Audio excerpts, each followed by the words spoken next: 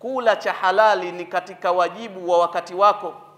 Lazima utizame njia za kutafuta hii halali yako ya chakula. Riziki yako ni katika wajibu wa wakati wako, na Mwenyezi Mungu kajaalia kwamba kula kwa halali ni katika sharti za kukubaliwa mtu dua yake. Atib mat'amaka takun mustajaba dua. Kula kilichokuwa cha halali, fanya uzuri wa kutafuta kile cha halali, Mwenyezi Mungu atakukubalia dua zako. Kwa hiyo ni katika wajibul waqt. Min wajibil waqt adh-dhikr, kumkumbuka Mwenyezi Mungu kwa kutaja majina yake na sifa zake. Ni katika wajibu wa wakati wako. Ukishaondoka utamtaja wapi tena? Walikusanyika katika nchi ya Misri maimamu watatu, ulamaul hadith, na hawa wote majina yao yalikuwa mamoja, yanaitwa Muhammad. Wote wanaitwa Muhammad. Muhammad ibn Nasr, Muhammad ibn Jarir, Muhammad ibn al-Mundhir.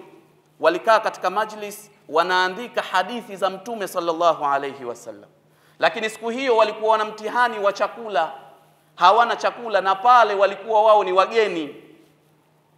Ulipofika wakati wa kula, wakati wa mchana ule, wakaulizana, jamani, tunakula nini leo? Tupigeni kura ili mmoja wetu amuombe Mwenyezi Mungu tupate kula leo. Tutaishi vipi bila ya kula? Wakapiga kura, moja ikamwangukia katika wale Muhammad watatu. Wote ni wacha Mungu, wote ni maulama, ni watu vipenzi vya Mwenyezi Mungu. Alichokifanya mmoja katika wale maimamu, alisimama akasali rakaa 2, akaleta dhikri fupi tu. Liwali wa Misri akaoteshwa ndoto na Mwenyezi Mungu. Ndoto ile ilikuwa ni ajabu. Kamwendea Mtume sallallahu alaihi wasallam liwali wa Misri, akimgombeza, akimwambia, vipi wewe unalala sasa hivi? Ilikuwa ni wakati wa kailula, watu washakula. Vipi wewe unalala wakati Muhammad wale watatu kule hawana, la yajiduna ma yaktatuna, hawana kitu cha kutia mdomoni, chakula hawana, wewe unalala tu umestarehe hapo. Yule bwana akantabi, akanyanyuka kwenye usingizi wake kwa hofu, akawauliza watu wake wa karibu, Muhammad watatu ndo nani?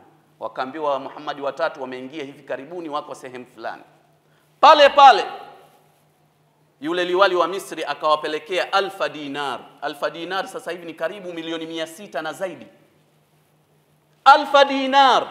Hawakupata tabu hawa, kwa sababu hawa walikuwa wakidumisha dhikri.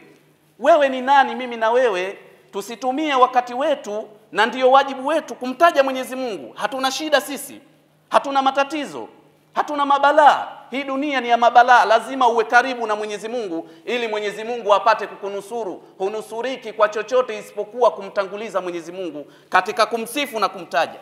Unashindwa wewe kila asubuhi na jioni kuleta dhikri astaghfirullah astaghfirullah mara 100, unashindwa. فقلت استغفروا ربكم إنه كان غفارا يرسل السماء عليكم مدرارا ويمددكم بأموال وبنين ويجعل لكم جنات ويجعل لكم أنهارا. Muona neno astaghfirullah linakuletea vitu vingapi hivyo vilivyotajwa? Qur'ani haisemi uongo. Huo ni katika wajibul waqt.